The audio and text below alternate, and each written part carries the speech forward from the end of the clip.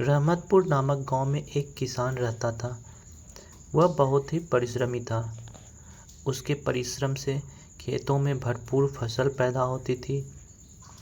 किसान के 4 बेटे थे।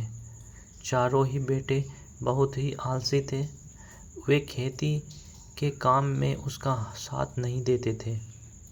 किसान उनके आलसीपन से बहुत दुखी था।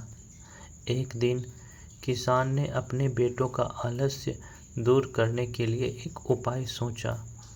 वह किसान बीमारी का बहाना करके चारपाई पर लेट गया और अपने चारों बेटे को अपने पास बुलाया और कहा, तुम चारों के लिए एक खेत के चारों कोनों में खजाना दबा रखा है। यदि तुम चारों मिलकर खेत की खुदाई करोगे तो तुम्हें खजाना मिल जाएगा, फिर तुम सुखी रहना।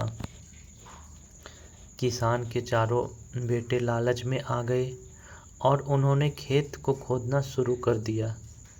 लेकिन खेत को खोदने के बाद भी उन्हें कुछ भी नहीं मिला। वे चारों निराश हो गए। किसान ने अपने बेटों को दुखी देखकर कहा, कोई बात नहीं, अब तुम खेत में जाकर बीज बिखेर दो, खजाना अपने आप ऊपर आ जाएगा।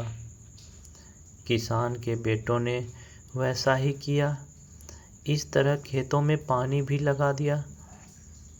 इस तरह से धीरे धीरे किसान ने अपने चारों बेटों को खेती का काम करना सिखा दिया।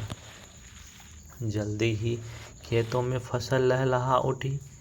खेतों में लहलहाती फसल को देखकर किसान बहुत खुश हुआ और अपने बेटों से कहा, मेरे प्यारे बच्चों, यही वो खजाना है जो खेतों के नीचे दबा पड़ा था।